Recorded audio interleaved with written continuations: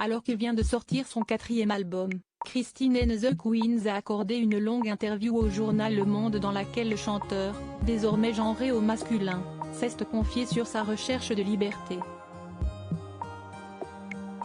Ayant vu le jour le 1er juin 1988 sous le nom d'Héloïse Adélaïde Letizier, Christine and the Queens s'est révélée au grand public en 2014, lors de la sortie de son premier album, baptisé Chaleur humaine. Avec plus d'1 million d'exemplaires vendus, ce dernier fut certifié disque de diamant. En parallèle, l'artiste a remporté 4 récompenses aux Victoires de la musique. Face à un tel succès, un 2e album est sorti 4 ans plus tard. Cette fois-ci, CST sous le pseudonyme de Chris que le chanteur a sorti ce disque, étant donné qu'il est désormais genré au masculin. Ce nouvel album fut un immense succès à l'international, notamment au sein des pays anglo-saxons. Après avoir sorti un 3e album sous le pseudonyme de Redekar en 2022, il a repris le nom de Christine and the Queens pour son 4e album, disponible depuis le vendredi 9 juin 2023. À l'occasion de la sortie de ce disque, baptisé Paranoia, Angels, True Love, le musicien a accordé une interview au journal Le Monde. Durant cet entretien, Christine and the Queens a été interrogée sur son évolution.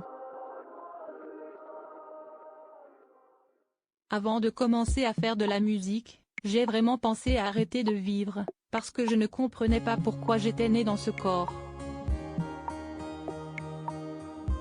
J'ai ensuite dessiné ce personnage de Christine qui m'a libérée une première fois, mais de façon imparfaite, car je n'étais pas complètement autorisée à être là en tant que personne.